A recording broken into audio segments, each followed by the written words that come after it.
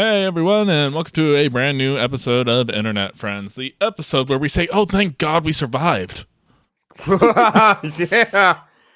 My fridge was getting dire there. We're just past the Christmas holiday, and this will probably go up after New Year. So for everybody watching, Happy New Year and all that fun stuff. 2025 was a year. Yeah, definitely a year. This is our last episode of 2025. That's so exciting. That did not occur to me at all. I mean, we're now going on pretty soon 2 years of doing the show, which is actually really impressive for podcasts because most don't make it past the first 4 episodes. Yeah, we've been doing this. Yeah, no, we've been consistently inconsistent, to say the least. I've slowed down on my publishing schedule. That's what I try. The last episode, for whatever reason, it all came out on one audio track, and all my audio is lower, so I have to now go in and fix my audio, which is why it's been slow to come out. But little technical issues that we have to deal with, which nobody listening probably cares about. And we don't have to deal with it, so exactly, because it's Bree and I just get to sit over in the corner. the main agreement we had when we started this podcast was that I'm going to handle all the annoying technical stuff. You guys just need to give me about an hour of your time every other week. And we usually show up. Yeah, and I showed up on time today. Let the record show. That's 3 in a row now, or 3.5 in a row. Or I think we're going to give her a mulligan on that other one. Well, she was on time. It was everything else that stopped working. True. Her equipment was just yo, we were not ready for this. No. Also, this is the first time I get to hear you out of both my parts of the headphones, because my other headphones have been broken for forever, and it would switch between each ear. And sometimes I'd get both, sometimes very quietly in one. So I'm just full force. I'm in it today. Hey. She's experiencing the true podcast experience, which is both me and Seth in her ears for at least another hour. Yeah. Got the timer going. We're going to have to explain Tron again. Disney made movie technically impressive, but story make no sense. This again.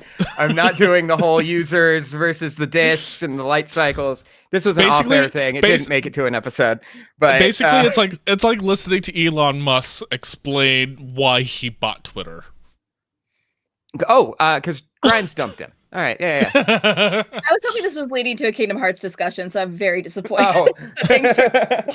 Oh, see, there you go. Just play Kingdom Hearts 2, play the Tron world, and that's basically not anything like the first movie. Yeah, don't worry about it. It's probably fine. It's actually more coherent, which saying Kingdom Hearts is more coherent than something is actually impressive. Just play the first 2 games, and you're gonna have a great time. I did not play any of the other games aside for the first 2. I haven't played any. And I'm happier that way. It's or at least that's what I keep telling myself. I heard some blasphemy the other day that somebody said that you could skip 1 and just go straight to 2, and I'm how very fucking dare you? You should play both. So I don't know if it's aged perfectly, but I'm just I feel like those are the best 2. I think 1 is due for a remaster, not the weird pseudo remake stuff that they've been doing, the remixes and whatnot, which add content. Yeah. I think you just take 1, give it some quality of life improvements and a new coat of polish, and I think that would actually go gangbusters. But God forbid Square Enix and Disney do something that actually would make them money and make fans happy. No. Let's just make live action remakes of things. Yeah, Disney doesn't seem to prioritize making people happy anymore. Not at all. We're going to talk about it. Well, that's exciting. Well, anyways, I guess that leads it to the homework assignment, which was assigned by me, and I basically went lazy and decided, you know what? You guys just come to me with what you want to talk about this week. And honestly, thank God you did this time. I did not have time to watch anything. I don't think any of us would have. Well, we would have, but I don't necessarily. The holiday times, you're already going to be subjected to watching Christmas movies or other random holidays things. Which I watched a couple of things for the first time actually this week, which were actually really nice. Me, my girlfriend, and my wife watched White Christmas.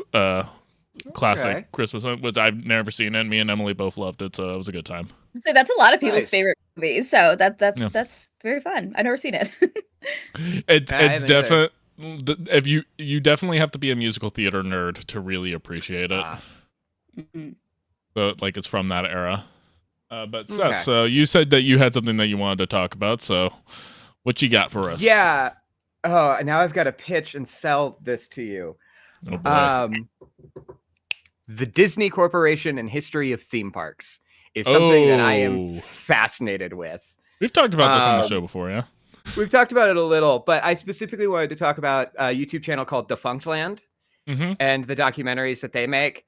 They just did a 4.5-hour documentary on Disney's Living Character Initiative, and it's their way. They've been working since animatronics first came out to just replace people in the parks with wandering animatronics powered by AI. This has been something that they have been trying to do for like 50 years, and they have not been able to crack it yet. But that's why they just invested like $100 million in OpenAI, is because they're trying to get these robots out. And the video is great, but I'm fascinated with corporations and just how evil they are and what weird like Lovecraftian monsters they are. And if you're going to look into anything with that, you're going to hear about Disney. And then if you're going to hear about Disney, you're going to hear about the theme park, because every decision they make, going back to they don't want to make people happy, every decision they make is for the betterment of the parks. That new Tron movie came out because they opened a new Tron roller coaster. Yeah. Like they bought Star Wars to compete with the Wizarding World of Harry Potter. They bought Marvel to compete with the Wizarding World of Harry Potter. Yeah. As a matter of fact, they even like had Star Wars in the park before they even bought it, Lucasfilm. Oh yeah. Like they had already had that licensing deal going. Yeah. No, and that because that ride got put in. I mean, I was a kid in the 90s and that ride was there. But yeah, no, they bought all of it so that they could turn an entire portion of the park, not just one ride, into Star Wars land, which I've been told is fine. It's okay. Yeah. I mean, I don't think I'm ever going to spend money to go to a Disney park again in my lifetime. And like I went when I was maybe 10 years old with my family. Like, so like, great. So like, I remember it. It was a good time when I went to Disney World, but like, I can't imagine spending the money to fly to Orlando, hotel, and all that other kind of stuff, see the attractions I want to see, and then even have any kind of money left over to like build my own lightsaber or whatever kind of like thing that I would actually even want to do there in the first place. Like, there's no way I'm going to have the kind of money to spend on that. No. And honestly, if I did have the kind of money to go back to a Disney type park, I'm going to go to Universal Studios and I'm going to ride the Mummy ride and I'm going to go to the Jurassic Park experience. These are properties that actually mean something to me, but that is so far down on my list of places to visit or revisit that it's just like not even a consideration at this point. Right. But if you have the chance, Defunctland does some incredible documentaries about the Disney Corporation, the history of theme parks, history of roller coaster technology. It is a phenomenal channel, and is the reason I found Jenny Nicholson's YouTube channel was because an animatronic went missing. I've been watching a bunch of Defunctland videos, so I got 2 recommended videos in my recommends on YouTube, and they were both about the missing animatronic. One was just some dude, and the other was Jenny Nicholson cosplaying as the missing animatronic. And I was like, well, I'm going to watch her video because like clearly she cares more. But yeah, Defunctland is why I found her. Hell yeah. No, that's always kind of really interesting. And it is also interesting to think about how a lot of Disney's decisions lead into, again, the parks, because that is a very big driver. And because they consolidate so much of their ownership into their properties into the parks, because like it's not just the park itself, it's the hoteling around it, the transportation around the park, the merchandise, the food, everything. Like they put so much into that. And it's also kind of weird because, again, going back to like the AI stuff, a lot of the technology that Disney like has put in for even leading up to where we are at now with generative AI, like they were kind of spearheading like the deep faking and de-aging technology. Like basically what AI is trying to do is trying to simplify those processes to where other people can use them, which is why a lot of people thought that Disney was going to be a stopgap to like sue for that stuff. And when they haven't done it, it's just like it's what allowed a lot of this stuff to continue the way it has. Yeah. And it's because they want to use that AI in their parks in these little robots they have running around. The day that Defunctland's video came out, they announced a new Olaf robot that is AI powered, and it'll wander the parks and interact with guests someday. They did a demo of it, and it's maybe someday in the future going to actually show up in a park. But for now, there's a pretty cool video about it, and that means that the millions of dollars we invested in this were worth it, right? But yeah, I thought that was going to be a harder sell.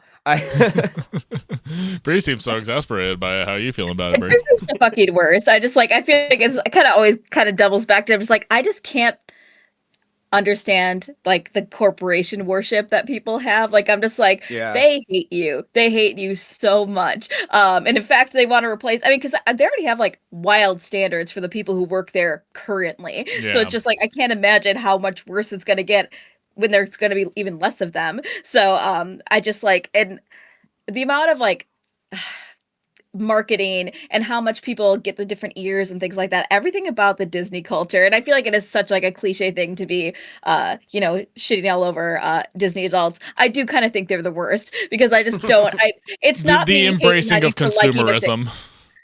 That's exactly it. So I'm like, I'm not dogging on you for liking a thing. I'm dogging on you for defending a corporation who hates you so much and is destroying our planet in a variety of ways.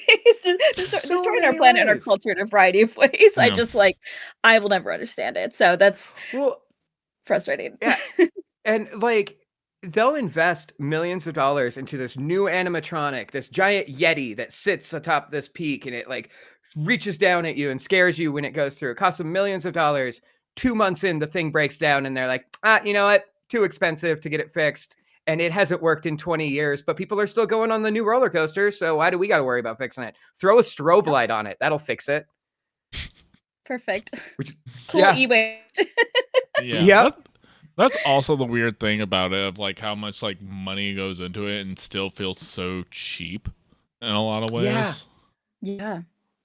But Bree, to your point with like Disney adults and everything else, like the like consumerism aspect of it, like is hyper reliant on that, and it's so weird that these corporations are making so many of the decisions that they're making right now, because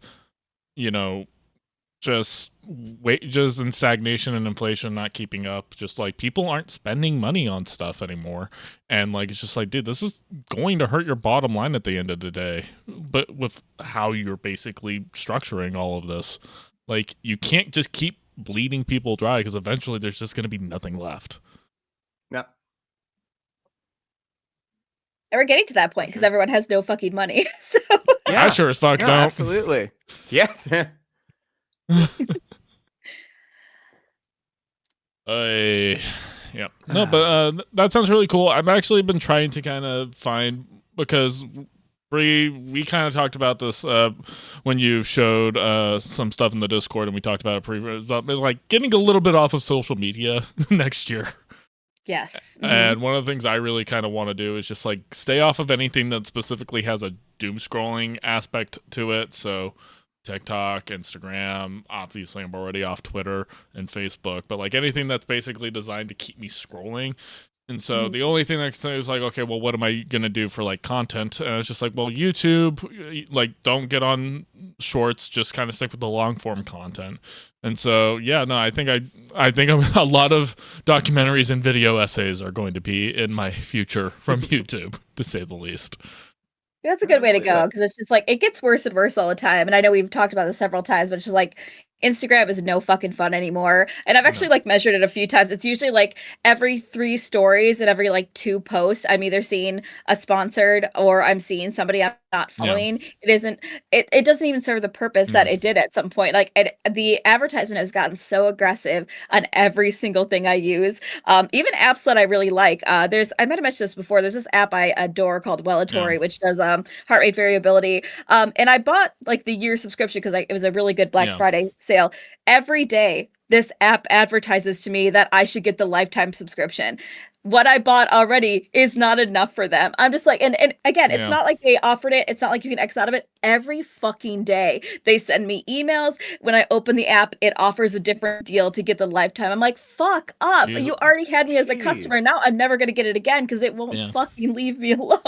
So yeah, the constant driving monetization's gotten really bad. Like, I've mentioned how like, and I'm going to talk about it a little bit when we get my thing. Like, I've gotten off of most of paid subscriptions, especially with stuff I used. Like, I'm off Adobe Creative Cloud, which means I've had to like get used to new softwares and everything else like that. Again, I'll get into it a little bit later, but it is one of those things where like, just like, they're so aggressive with their monetization practices, and it's just like, dude, you already have my money. What more do you need from me?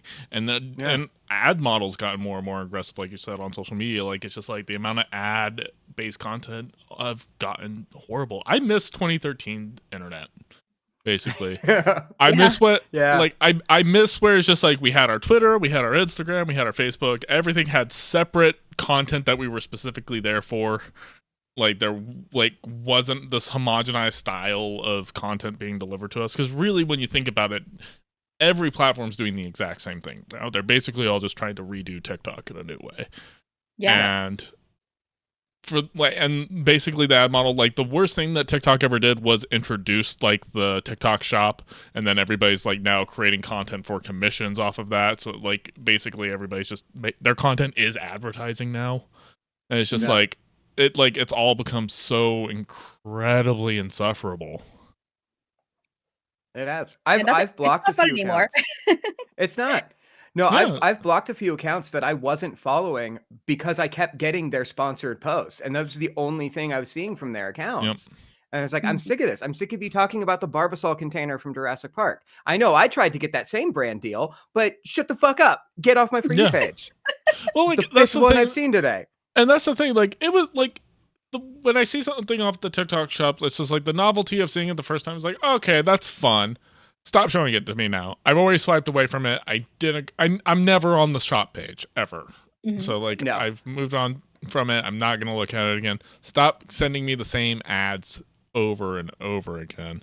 And again, like, it's one of those things where it's just like, when you look back, back at the beginning of the pandemic where TikTok really popped off, like, I miss, again, like, the ad model on them. They only had kind of like ads every now and again. And again, they maintained the skippability of them. Yeah. So like you could keep scrolling directly past them and everything else. And like, obviously, like, monetizing content on TikTok is not great. Like, most people still just try to like create a huge audience, and then they try to move their audience over to YouTube or OnlyFans or Twitch or like a platform where the monetization is easier to do. And like, it doesn't require you necessarily to completely sell your soul, although all of them do on a certain level. Wait. You both still have souls? I sold mine years ago. I tried to sell. They tried to sell it, but it's just been crushed so much that it's just like really this really condensed, flat disc and like everything. Yeah, exactly. It's very flimsy now. It's kind of just deteriorating. Yeah, that's the problem. That's my issue. Fair. But yeah, fair. But yeah, but going back to Bree's point, it's just like, we need to just kind of like, we need to start cutting a lot of things off next year. Yeah. I would love that. Maybe brands will try harder. So yeah, I feel like, again, like the aggressive advertisement is so wild now. I mean, like, I think every brand, even the planner I bought recently, they email me, I would say, approximately 3 times a day. And I'm like, I already bought it. Leave me alone. You don't even have anything else that I could purchase. Like, it's a planner to use for a year. So I don't need anything else. Yeah, it's just like hit me up in November when basically I'm going to be on the market for another planner. By all means. Yeah. But yeah, I just like, I or to review it like every other day. I'm just like, oh my God, leave me alone. And so I forget there was like a viral TikTok going around where people are like, these emails just say hello. They don't even offer a discount code or anything. It's just like hey, we're a brand that still exists in your inbox. Fuck off and leave me alone. I swear I unsubscribe, but that doesn't do anything. So. No, it does not. I mean, my email more or less is just like a complete graveyard of just like same. Like the only thing I'm using it for is when I need the 2FA or to recover a password to an account that I forgot. That's pretty much like that's all my email does anymore. Like it's just like it is not a mode of communication that I use. No. So like anybody who's like sending any kind of business inquiries, I'm not checking it. And even if you did, I'm going to assume that you're a Nigerian prince or something. Yeah. Oh man. So Brie, what do you have for us? You know what's so funny? I feel like I misunderstood the assignment. I thought we were actually doing a show and tell, so I actually had something to show. No, it was it's whatever you everything. wanted it to be. It's whatever you wanted it to be. Perfect. So, and I will be so honest, even though like this was technically an easy assignment, I was like, I don't know what the fuck I'm gonna tell you guys or show you guys. And I was just doing a little Discord day with my partner. And I was excited because I just got a new tarot deck for Christmas. Oh, and nice. it's one that I really been wanting. And he's like, you have a ton of tarot decks. Why don't you just show them your tarot decks? And I'm like, oh, you know what I do? And then hilariously, I realized in this moment that I need to stop buying tarot and oracle decks because I found a deck that I did not know I owned. It's brand new. Yeah, something tells me that's going to be a problem in my future very, very soon, that there's going to be a lot of tarot decks just lying around my house.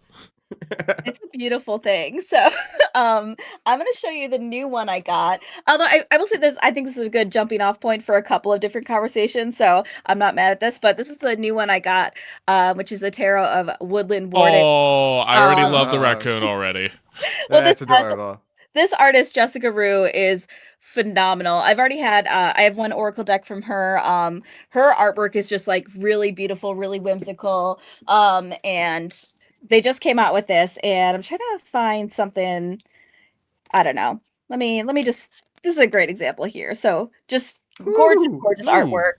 It's very like the colors are stunning. Oh, this one's great. This is one of the reasons I got this actually. So how fucking I love that. The neck thing, the puffs. It's so just good. Darling, and I so. Part of the reason I did want to mention her in particular is something that she has to post about fucking constantly is that Temu sells her deck, and so do a lot of like AliExpress and things like that, which sucks because then what happens is they are counterfeit decks, so already she's not getting that money. And fun fact, in case you're out in the world, any tarot deck that does not come with a guidebook is a fake. I mean, you should always buy it from like a local bookstore. Amazon has a lot of fakes as well. Yeah. What sucks is because Amazon is basically just Temu Americanized. It's no different. 100%. Yeah. They do not check. I mean, and Etsy's even worse now. Etsy is fucking disgusting. Etsy used to be good. Used to. So good. And there's so many artists that still Etsy is really their only option, which is like such a bummer because it is such, I mean, it's AI trash. It is such garbage. But so what's happening is people buy her deck on Temu. It doesn't have the guidebook, and then they harass her about why she won't sell the guidebook separately, but she can't because it comes in a set, and also she's not going to sell you the guide to the counterfeit product that you bought. So. Hi, thank you for not supporting my business or my artwork whatsoever. Correct, and as you can imagine, they don't want to pay for the guide typically, so they just get like so limited on it. Well, this should have come with it. Why am I paying for it? Well, you should have bought the real one. I don't know. Talk to the people who ripped me off. Yeah, exactly. And let's be real, like, and. I mean, the world the way it is right now. This is $25, a $25 deck. So I say that's kind of on the like pricier side for a deck, but like, look at this fucking shit. How goddamn cute that is. Look at that fucking. Is that not something you want to like? Crab rave. I'll put the actual crab rave underneath this section specifically so people understand the joke. It's royalty free, so I can do that. Hey. Yeah, it's also like along that note, it's just like it is so refreshing to see real fucking art in this goddamn world. Christmas was slightly not fun for me because I got a couple of AI gifts, and I'm so fucking mad about it because I'm just like it's rough. Not like the art is good, and I'm just like they should know better, but like I understand how it's deceptive. So I'm just like, any chance I get to like fucking rant to somebody about like, please buy me a gift locally. Yeah. Please don't buy it on Amazon. Yeah. And please just take a second. I don't need any presents, actually. I'm like, most of us don't. We don't need things. And if you do, for God's sake, just do a little extra research, because it's worth it. How fucking good this is. I want to support this artist because this is what I want. I want real art. It's getting harder and harder, and it's bumming me out more and more these days. So It is. Yeah, it is really rough. Lines are blurring. AI is still not that good, and I don't think it's ever going to be as good as the corporations are saying it's going to be, because I know better. And like, yeah, just there's so many talented artists who deserve your time and your money. Go support them. If you guys see that clip of Rogan, I can't remember who he's talking to, but he's like, AI music's actually pretty good. I really like a lot of the AI music that's being put out. And then the person they're interviewing goes, yeah, and AI is making a lot of really good podcasts too. And he's like, no, they're not. No, I would never listen to an AI podcast. Wouldn't you though? The second it affects you, you have an issue with it. Good job, Joe. So glad you're the voice of a nation. Yeah. I had a problem with it before it derailed my career. Yeah. As a matter of fact, I was railing against it as soon as I saw anybody I was working with like specifically using AI, I was like, guys, it's like, you realize you're just working yourself out of a job right now. Yeah. 100%. Although, honestly, what's sad is that, like, in fact, my sister's having to deal with, and she's already lost her job once to AI. She had to do a project recently to kind of set up AI. It's just like, okay, well, I don't want to do this, but this is literally my job. And what's so frustrating? I mean, it's a frustrating thing in general, but I'm like, to your point, AI, especially AI art, looks like fucking ass. It looks so goddamn bad. And people, I have like kind of a side point to this, that like, I think novelty t-shirts are kind of ruining our civilization, because I feel like they have been for a long time, but now it's getting worse. Yeah. It's every boutique has a bunch of AI generated shirts, and I'm like, it's all just like, oh, fucking Mondays or whatever. And I'd say, like, when people walk through like the clinic and things like that, everyone is wearing a novelty shirt that is absolutely AI art. And I'm like, I'm so mad that like we're letting AI take over, and it's not even good. It looks like shit, and people are just like, look at this funny t-shirt. And I feel like the answer that people always say is, it's not that deep, or it's not that serious. I'm just like, that's also killing us. Everything's serious. Everything's that deep. And your attitude towards that is why it's getting worse. Absolutely. Yep. It's also affecting band t-shirts, I've been hearing. Like, it's just like, again, they're just basically... Oh, God, I'm sure. Yeah, no, apparently like a bunch of bands, like, because like they're not the ones who design their logos or anything. They're just outsourcing it, not checking on who the outsourcing are. So like their shirt designs and stuff are all just stuff that was sped out of an AI generation software. It's just like... And, like, again, you can tell when you see it. Yeah. It's just not good. Yep. Don't worry. Eventually the bubble will burst, and all these companies who are thinking they're going to make so much money off of it are just going to stop because they realize that there's no money in it. I fucking hope so. It kind of worries me that it's getting so far so quickly. Literally, all the Christmas decorations in my neighborhood is all AI art, and and the wrapping paper also AI art. It is like so pervasive, and I think that's like the first time I've been kind of bummed about Christmas, because I'm just like, oh God, like I just it's everywhere this holiday season. I'm just like, again, it looks like ass. Why are we giving up this to? Because God forbid we underpay graphic designers to do their job. Yeah. 100%. Like, again, look at this shit. This is the other deck I have from her, which is the Woodland Wardens. It is just like the most gorgeous, beautiful, nature-based art. And I'm just like, why wouldn't you want to? And another artist I wanted to point out really quick is Gabrielle Cash. She also has like this really cute, super fun style. It's just very like colorful, very bright. And she's another one where her stuff gets stolen constantly, and she's a smaller artist, so she gets harassed significantly more, and it just bums me the fuck out, because I'm just like, again, this is like super cool, very creative, very clever. It's the Weird Cat Tarot is what this deck is. Buy from her directly, because a lot of other places are counterfeit, and that sucks that they're trying to put this, like, this is probably really hard to put together a tarot deck. I mean, it's a lot of fucking cards, it's a lot of individual art, and these are things that people use daily, and it just bumps me the fuck out that I feel like you're gonna like this one. Like, look how fucking cute that is. This is what I want. That was an adorable beetle. That's a good ass beetle. I know, I'm trying to get more and more that I'm just like, friends, shop local, buy from bookstores. Apparently Barnes and Noble is coming around more and more to like snuff out small bookstores. Shop at small bookstores. They need your support. There's just like, corporations hate you. Your community needs you now more than ever. It's really insane how Barnes and Noble has managed to like survive as long as they have. They've always been teetering on the brink of death, and yet they still somehow. Yeah. When Borders went, I thought Barnes and Noble wouldn't be far behind, but they somehow for sure lasted.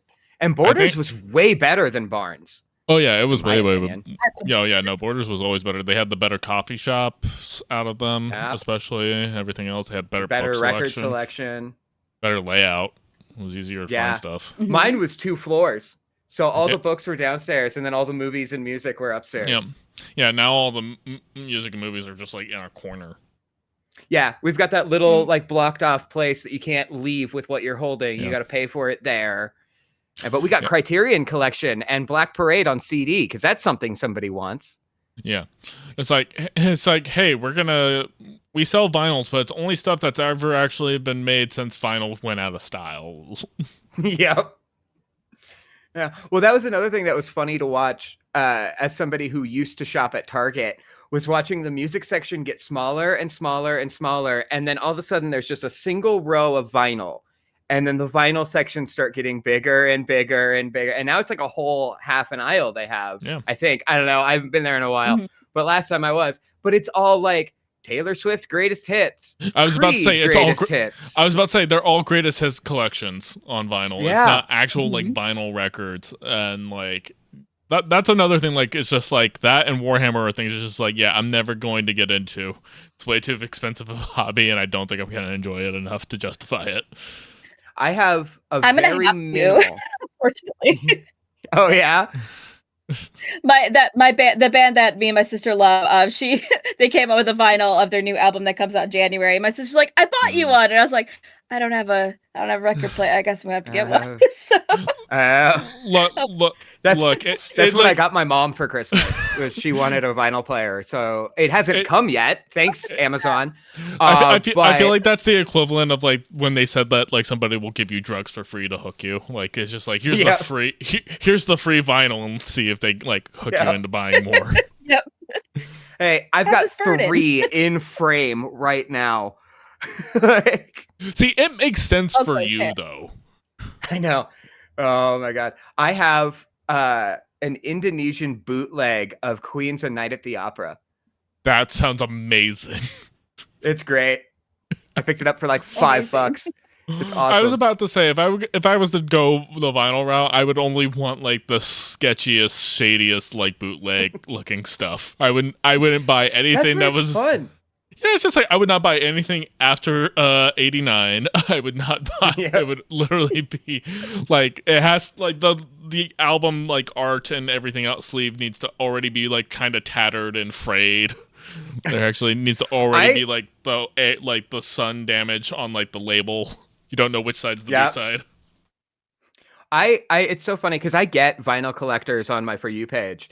And there's a lot of discourse over how to properly protect your vinyl. You got to take it out and put it in this special sleeve. You got to do all that.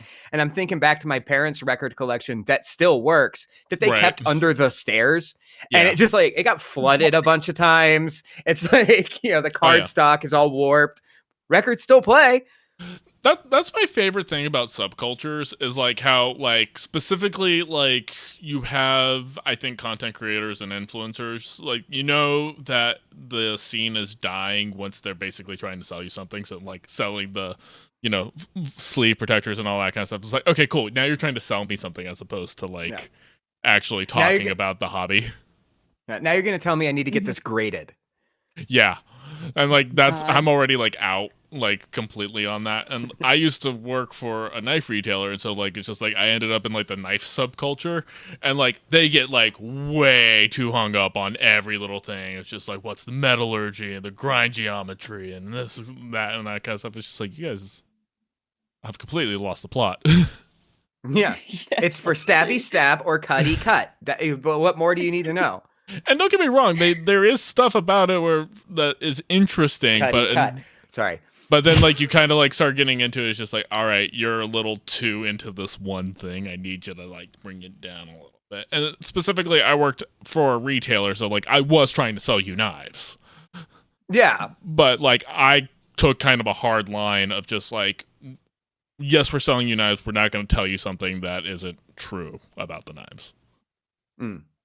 Like when we're like trying to sell you a cheap $20 knife, we're like honest, like it's $20. Yeah. And it's just like, is it as good as these $300 knives? No, but you probably can't afford these $300 knives. So here's this $20 knife. Yeah. A knife for budget. Yeah. But that is the thing. Hey, like, in this economy, we're gonna need them. Me and Seth are both guitar people. It's just like, do you want the $3,000 Gibson? Absolutely. Who doesn't want the $3,000 Gibson? Here's the Epiphone. Yeah. Oh, and by the way, those are getting more expensive. So you're probably going to want to get the cheaper import Epiphone. Yeah. It's so funny. Like Fender, and I'm sorry to go off on this rant. Fender has like 5 different factories they make guitars out of at varying price ranges. Then they have their import student line called Squire, and then below that I've had a few Squires too. Below that is another line just called Fender, but they are the same price as the Squires, worse in every single way. Yep. But hey, this one says Fender, and you don't want yours to say Squire, now do you? I love my now Squire. Do you? Yeah. Every Squire I've ever owned has been incredible. Oh yeah, Epiphones have been great. Squire brand. I've been a big fan of Epiphones. Like, it's one of those times. Every time I've ever been with an Epiphone, I'm just like, I don't know why I would spend more for the Gibson. Yeah. No, absolutely. I've been in guitar stores and like A-B'd every Les Paul they had there because I was bored and I'm that kind of neurodivergent. Yeah. And every single time an Epiphone has outplayed the Gibsons. Yeah. Like $5,000, $6,000, $7,000 Gibson, and then this $500 Epiphone is better. Yeah. You're paying for the brand and all, like the things that are maybe like objectively better about the more expensive thing or like have no connection to the actual experience of it. Yeah. And then of course there's also God. This is super guitar niche, but on this $5,000 one, we used the original hide glue that we used in the 50s. And that means it's better than the $4,500 one where we didn't use that glue. Yeah. And then you wonder why we haven't used a lot of the stuff that we used in the 50s. Yep. Oh, that's a whole other, I'm going to stop. That is a whole rant I could go on about how like legacy and lineage has just ruined so much of the electric guitar because we've fixed so many problems and people are like, but it's not the same. Yeah. Hi, let me introduce you to the concept of Harley Davidson motorcycles.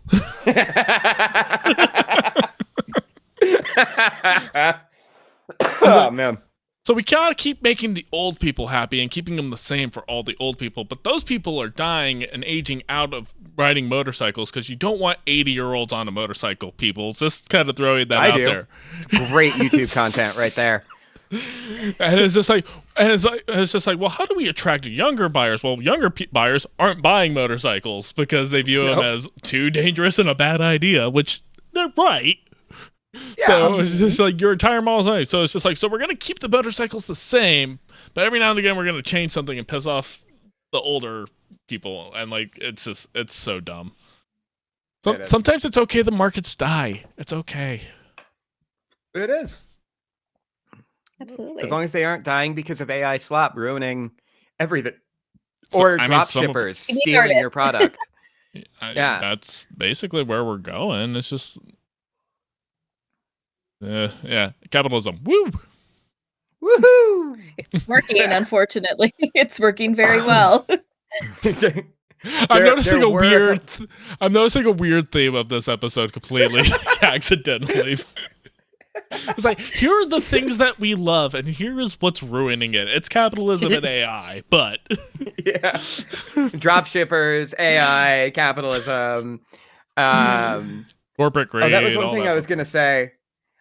This is the first, because for people who weren't here during the pre-show, so everyone, I broke no contact with my family to go to Christmas this year. And I realized that it's been 8 years since I went to a family Christmas. And in those last years, I started identifying as a communist. I was the only communist at a place full of capitalists. And I'm like, I just need to shut up today. Self-preservation kicked in eventually. Yep. One of my cousins came real close to saying a soft slur, and I only say soft slur because it's one that not everybody accepts as a slur. It's the one for Romani people. They weren't happy with the gift they got, and they said it, and I was like, all right. Yeah, we're gonna. Yeah, we're not gonna say anything. Yeah, I got 20 minutes until Sabrina leaves for work, and then I can fuck right off. So like, that's the strat. Yeah. No, always kind of fun to like have that moment of just like, ooh, I need to be very careful about my choice of conversation topic. I get that a lot because in groups like that, you gotta. As somebody who works a lot with lawyers, it's always a crapshoot. Oh yeah, yeah. Jeez. It's always. I mean, like, go ahead. Well, I was about to say, it's just like, I can always tell because lawyers always want to talk about Trump. And so basically it's how they talk about Trump is what gives me at least like an idea of like, okay, whose side am I going to be on today? Well, that was a whole other thing because my cousin, who I mentioned, I think last time we recorded, who got really into crystals and then immediately got red pilled right after that, was there. Pipeline. And I'm like, this is going to be rough. And she also was like, nope, keeping everything chill. We're not bringing anything up today. Because the last time I saw her 8 years ago was a screaming match between the two of us. So this one, it was like, we good? We chill? All right, cool. We're just Thank God. It shows maturity at least. That's a pipeline. Yeah. It's a branching pipeline. Pill. Yeah. There's so many of those of just like it's just like you're gonna go one of two directions. Yep. I mean, we like Last Jedi. Oh God, that's a good one. Were you really into Minecraft Let's Plays? But who did you watch play Minecraft? Yeah, that is a legitimate question. Did you watch Markiplier play Five Nights or PewDiePie? There is a correct answer to this question, everybody. I hope you know. But those are lovely tarot decks, and I'm very sorry that the artist they're getting screwed over. Both of them. I kind of love that we brought up the spiritualism, like the red pill pipeline, because I'm like, unfortunately, like this is also a gateway, which is like such a bummer because I'm like, I think Oracle decks and tarot decks are such a beautiful, fun thing. It's like it's just something like, I don't know, like there's a level of spiritualism where it's just personal. As long as you are not co-opting another culture, you can have your own form of spiritualism, which is totally fine. Yeah. Life is confusing, and I think it's so nice to have something to just find comfort in, whether that's these cards or crystals, again, as long as they're ethically sourced. It's just like, again, it's that extra little bit of research and care put into these things that make it so you don't be pushed over the edge. Because the second you get defensive about shit like this, that's where it's like, well, the indigenous people, actually, they liked that we colonized them. So it's totally fine that I'm using sage sticks. Oh, what was I seeing recently that basically said that exact thing? As somebody who that's grew not up, exaggeration. That is things people say. as somebody who grew up in a place surrounded by Native American reservations, no, the fuck they didn't. No, they did not. It didn't happen, by the way. That was not a thing. There is an off-air story I got, but involves the church and Native Americans. Always. Yeah. But no, not to keep blaming capitalism for everything, but again, Christianity deserves it too. But well, yeah, I was gonna say, I was gonna go back to like specifically the spiritualism and red pill pipeline. It's amazing how like often like the thread always is that somebody starts trying to make money off of it, and that's where like the red pilling comes in. So like whenever somebody wants to be like an influencer through it, or like sell their own crystal things or whatever, and like again they go the drop shipping route of it, because I guarantee you there's a lot of that shit that's just bought off Alibaba and says like, oh, here's your crystal collection. It's just pressed from a factory somewhere in China kind of thing. Yep. Just like that's always the common thread. It's not thread. even real crystal, it's plastic that they somehow figured out to make it ting. Oh, dude, there was such a funny story where like Emily had like a crystal that she knew it was fake plastic, and it was just like whatever piece of jewelry, and she knew it. but like we had one of the like woo woo crystal girlies. It was just like, oh, this crystal has really good energy, and Emily's just like, that's fake. That's plastic, baby. That's ooh. With yoga too, it's just like, I mean, I feel like it's all on the same plane, and it's always white women, almost always white women, because the second that's where you get one, you're making money off of it, and then you get defensive, and then you co-opt a culture that is not yours. I think there are so like yoga again is a beautiful thing. I think it can be super sidebar, but my mom just started doing yoga and she's obsessed with it, and she cried in her first yoga class the other day. And it was very cute because she was so excited about it, and that's what yoga should be like. It's a release, like you're moving your body in a positive way, and sometimes you cry, like it just happens. Sometimes you get angry, and that's part of it. But I want people to have that. The second it's like, well, I shouldn't have to use Sanskrit because none of my white English speaking people are going to understand. So it's like, okay, well, like there's somewhere where we can have a conversation here, but that you're co-opting a culture that's not yours. You are colonizing this to make it very whitewashed, and just so you can, again, make more money. I mean, how many fucking, granted, this is in every industry, but like how many, like, I don't even know if you're aware of this, but like upper tier yoga teachers, usually male yoga teachers, have had sex scandals. I just like, there's a lot of them. Surprise me. Oh yeah. Yeah, no, that sounds like the kind of subculture that's going to have that kind of thing. But yeah, it is one of those things where it's just like, can you be somebody who has hobbies that you don't try to turn into a side hustle / your entire personality? Yeah, just enjoy things because you enjoy them. It's hard. Again, it goes back to that entire thing. It's just like, hey, I'm really into this thing, and somebody says, hey, me too. It's just like, yeah, but why are you into it? Yeah. What aspect are you coming from? It's just like, I have acknowledged the problematic aspects of this thing. Your turn. Wait. Yeah. Well, and that's going back to my thing. Every time I've had to say to somebody like, no, I'm actually really fascinated by Disney. I'm not a Disney adult. I don't give a shit about the movies. The corporation is evil, and that fascinates me. Please hear me. Where are you going? Okay, she's leaving. All right. I don't go on dates. But theoretically, this could happen. If I could talk to women, I would. My anxiety has played this scene over and over. just like an AI computer that's gone through every scenario that could have possibly happened. Yeah. I don't need AI. My brain's broken enough to cause me anxiety. Yeah, like that one Nick Cage movie. Knowing? I don't know. It's the one where it's not like time travel, but like he basically just kind of like it was a weird Nick Cage. It wasn't a good Nick Cage movie. He's playing Steve Madden. Yeah, no, that's gonna be great. I'm gonna love that. Yeah, it's gonna be so he looks funny. Just like him. It's wild. Oh, who did they get for Al Davis? They got somebody really good for Al Davis. I can't remember. Bale? Yes, they did get Bale. That's gonna be Christian Bale? Weird one. Yeah, I think Christian Bale is gonna be Al Davis. That's gonna be really good.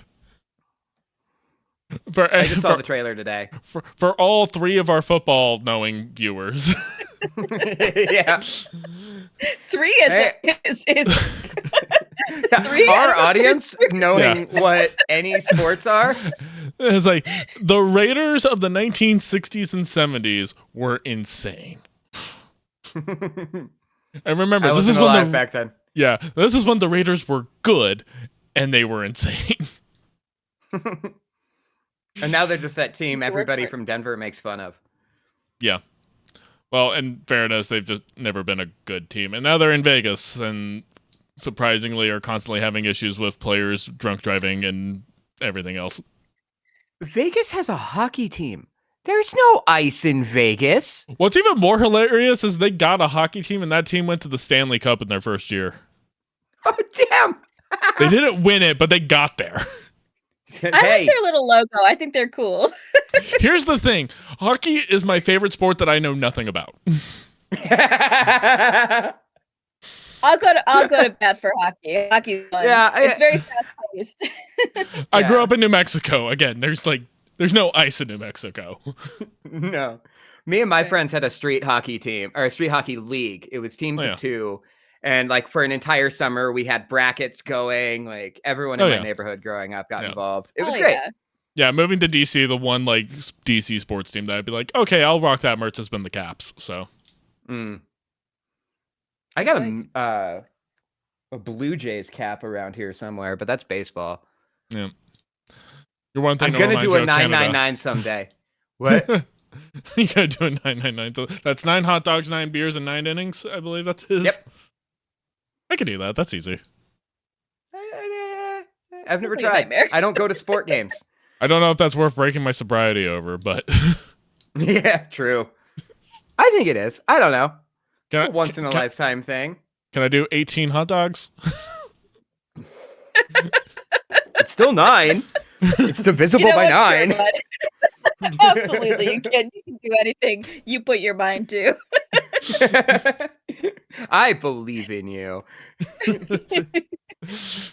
I don't know which is less healthy. Yeah, but Sam, I think it's bad either way, really. Yeah. Who's to say? The liver's going down no matter what. Tarot cards, apparently. Put on the most tangents. Yeah, he did. That was basically tarot decks. They're fun. That was basically my goal. It was just like this episode is just going to be like the most tangenty thing that we could possibly do. That's fair. I need it. No, tarot is another thing where that was something that I noticed the change in stores where, like, at least in my area, tarot cards were like you had to go to a specific place for, and you had to go to like a psychic or some kind of thing. And then all of a sudden they're on an end cap at Barnes and Noble, and then they're in Hot Topic. And then it's like, oh, okay, this is becoming more socially accepted. Yes. And then as it becomes more socially accepted, the more capitalism goes, how can we cash in on this?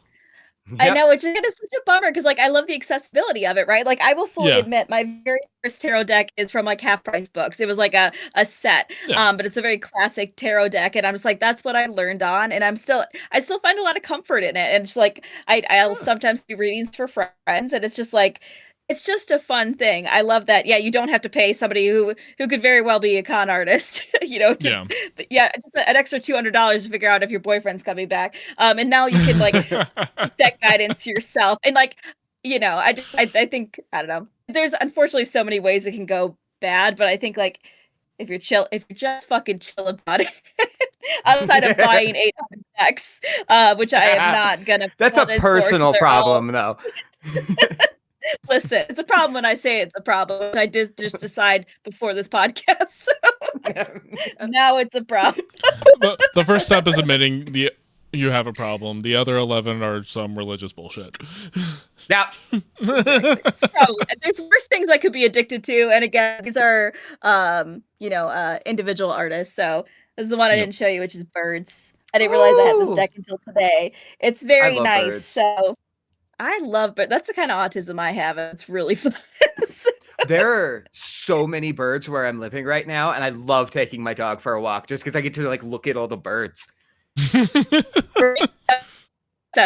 really fun, sweet hobby, and I think everybody should get into it. So Seriously though, yeah. it's so fun to just be like, whoa, there's so many cool birds in my area. And then other people who also think birds are cool, and they're just like the most wholesome, coolest people ever. So that after talking about tarot decks, bird, just birdie. You don't need much. Yeah, yeah, and then capitalism sells you a $300 pair of binoculars.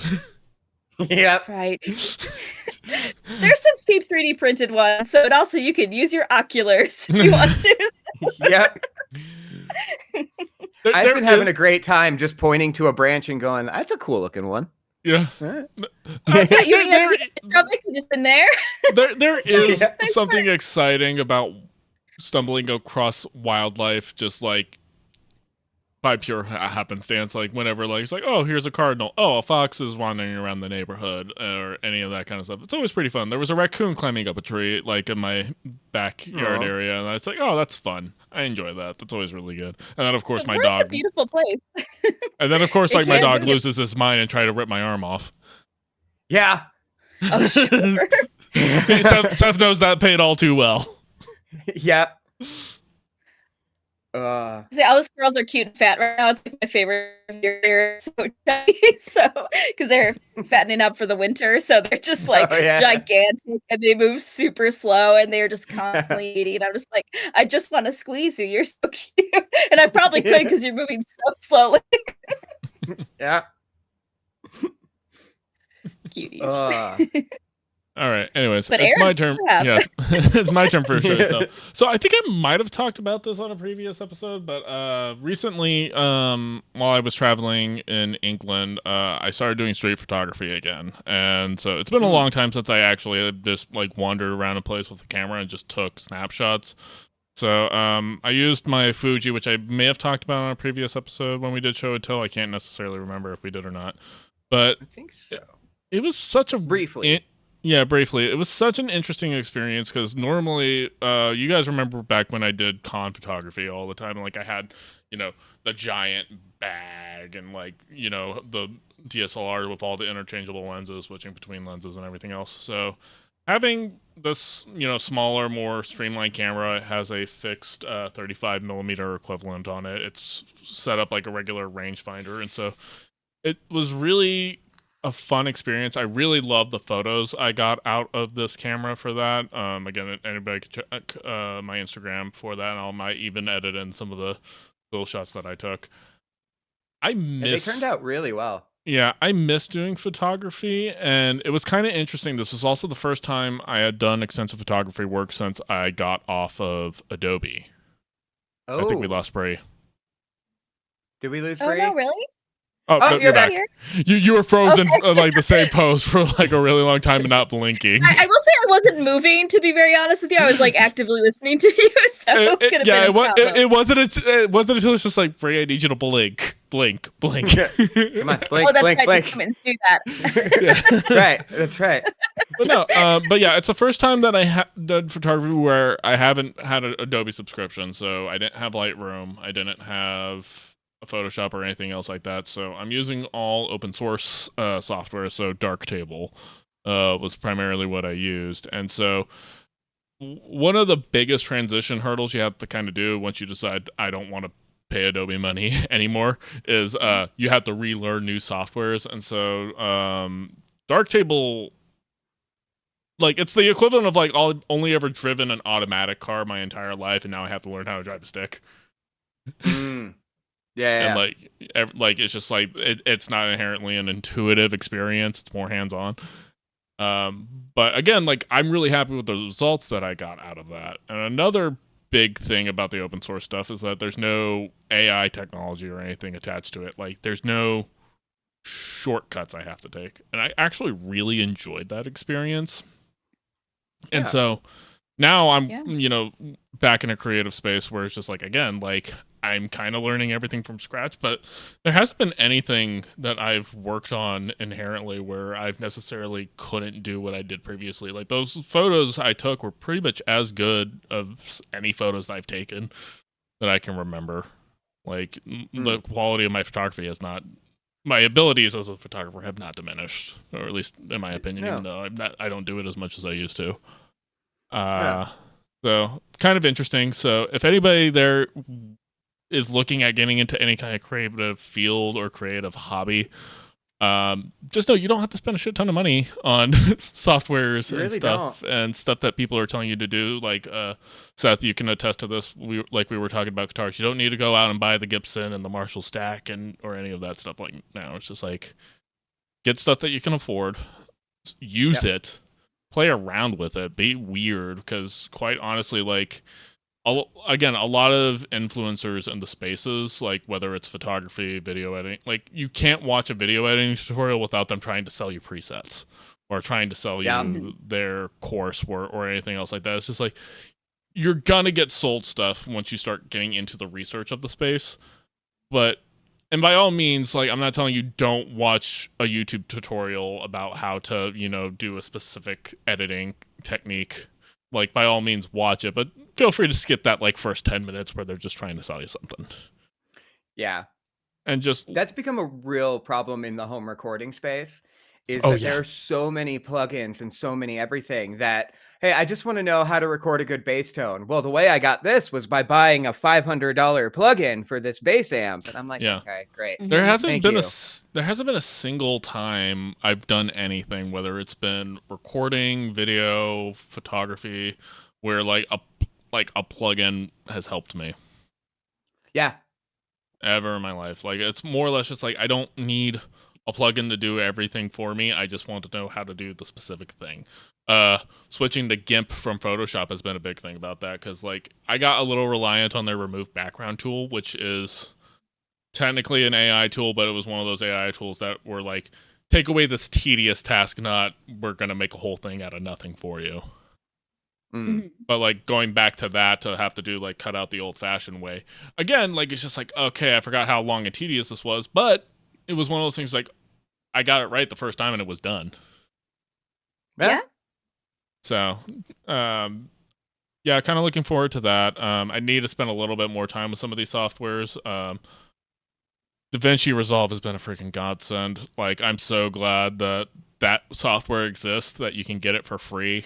And like for the most part, and the paid version, which I did pay for, is a one-time pay for license, and you just have it, and you still get all the updates and all the upgrades to it.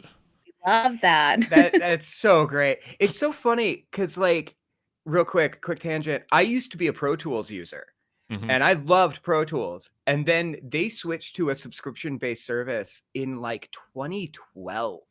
Yeah, and at the time I was they were one of the early adopters of that. This, yeah, and I was like, this is gonna ruin them. This will never catch on, and now it's everything. Yeah, now it's absolutely everything. Yeah, no, and that's the problem too, is the fact that like even though like I'm no longer on Adobe, I still have to have Adobe on my resume because like every house uses it. It's industry standard. Because and it's the one place where it's just like everybody uses it, whether you're a Mac or PC and everything else like that, and you're expected to know how to use it. It's just like, dude, like everything I could do in all those softwares I can do in a DaVinci Resolve. GIMP pretty much works just like Photoshop. Darktable isn't quite as good as Lightroom, but I figured it out. I'm still getting really good results with it, even though it's clunkier. Like, we need to kind of maybe get people off some of these things. And of course, like now I'm looking at switching to Linux because I want to get off of Windows. Yeah. I mean, good on you for being willing to because I mean, I think this goes to show, because I think that's how they get you the convenience. You're like, well, you know the system already, so you're just going to pay for it because you don't want to switch to something else. It's going to be impossible to learn something else. It's not. It really isn't. And it might take a little getting used to, but like it's so worth it to not support these constant paying models that you're getting less for. Like it is, it might be different, but you can learn. It's frustrating. You shouldn't have to, but it is possible, and it's worth taking the time to do. Yeah, and it's insane how basically Adobe is using your own work to train their AI models. Like you got it. It's pretty insane. Like the shit that they're pulling. So yeah, hopefully Blackmagic continues to stick with the licensing model they have for DaVinci Resolve, because I paid like $200 to $275, I think is what it was for the perpetual license, but I have it. I just have it. I don't have to pay $50 every month to have a bunch of software that I don't use. I still get all the updates, and so they're not going to be like, oh, well, like, there's this new feature that everybody needs to have. It was just like, nope, still have it. And they do have AI features in it. They all suck. They don't work. Or if they do, of course not. Like, I mentioned previously on the pre-show how one of the reasons the previous episode was going to come out was because there was an audio issue that I'm trying to fix, and there is like an AI tool. It's just like, hey, here's this AI voice thing that and like it's all over the place and doesn't work. I bet. And that's the fun thing. It's just like it doesn't work. It's not telling us that this is the future, but it doesn't work. It really doesn't. You broke Google search. Google search was fine. It's awful now. I hate having to Google anything. Yeah, it's really insane how like we literally decided it's just like, let's take our product, add AI to it, and make the product that we sell or whatever it is and make it worse. Yeah. And it's across the board. But number go up. Yeah, if you're Nvidia, Facebook, Microsoft, or Google, everybody else you're still basically where you were at. Yeah. What's Nvidia not making anymore? RAM? Or that's crucial. They're going to stop. Oh, okay. Yeah, they're slowing down production of GPUs, so that's right. So that market's going to crash soon. The RAM market's crashed. So basically, what used to be like the cheapest thing you would have to buy to build a PC is now more expensive than like your GPUs, which used to be the expensive piece. Like it's getting insane. My decision to build a PC 3 years ago is looking better and better, even though at the time I was just like, yeah, I maybe spent too much money on this.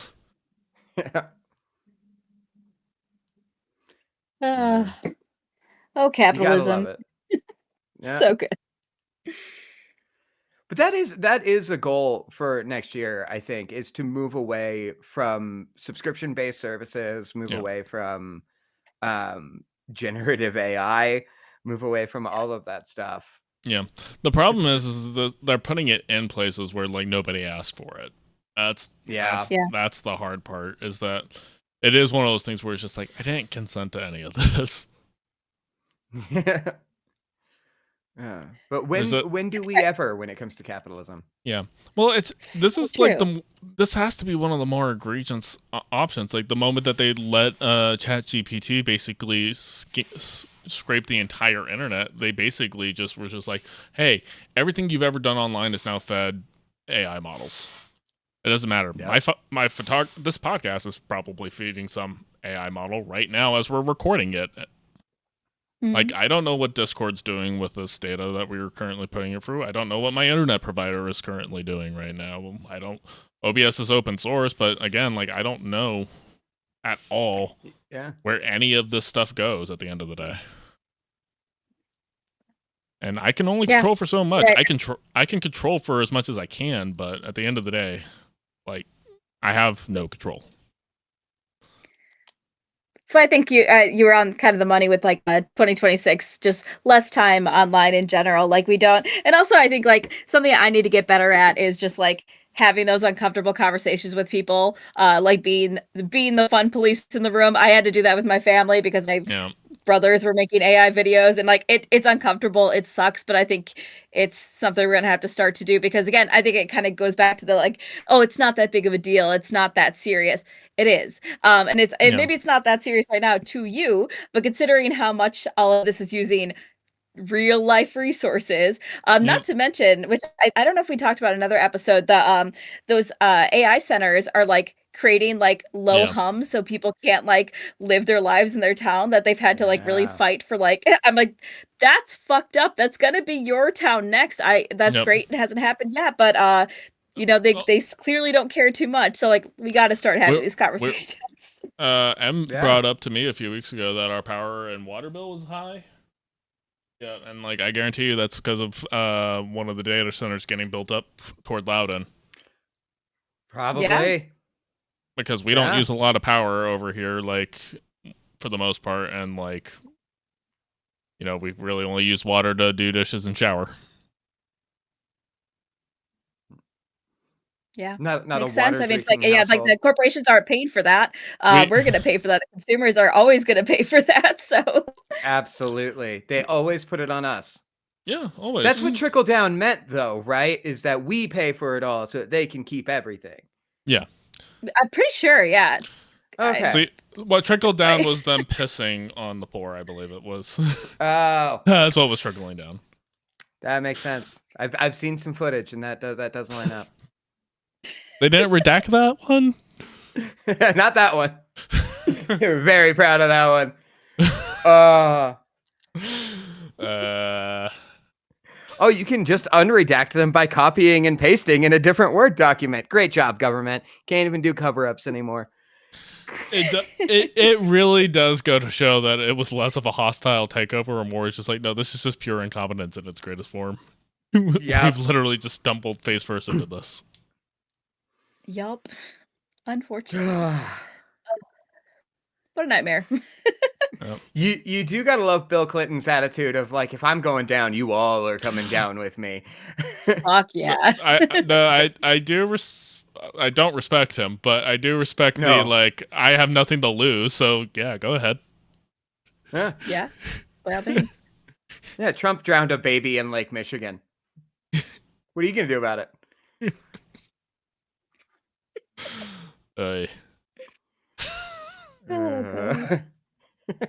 Happy holidays, everyone, and a happy new year. Yeah, happy new year.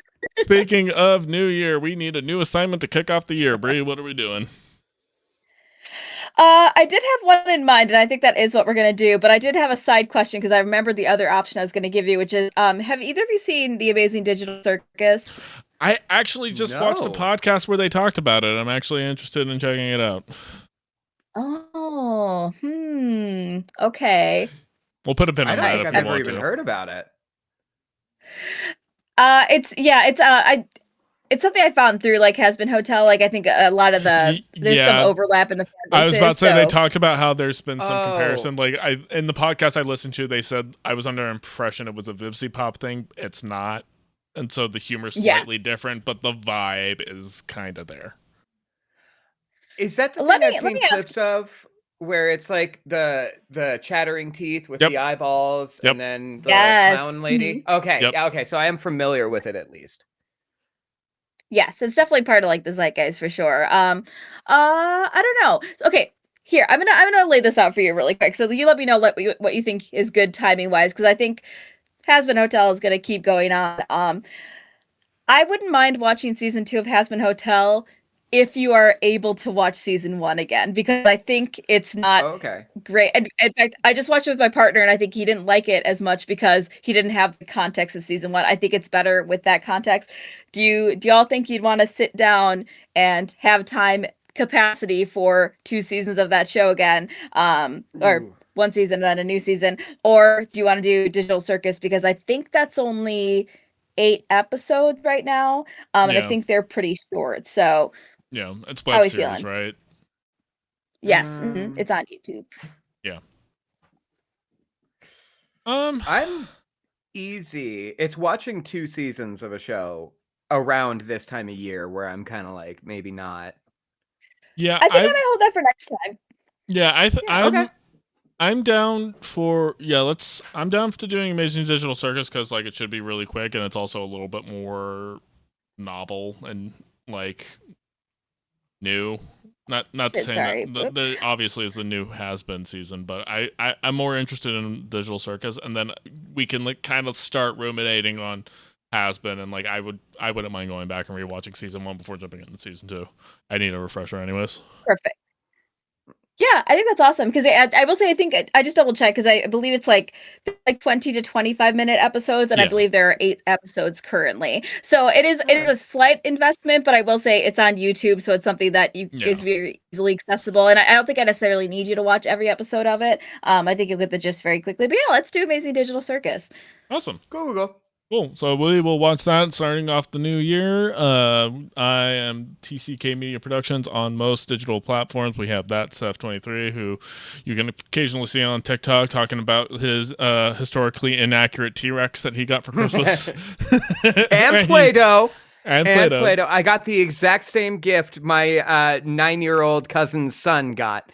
So that was fun. That's what you get for going no contact for so long. And then, of course, there's the raccoon herself, Brie. And anyways, that's our show, guys. Enjoy the new year, and we will see you guys next time. Bye.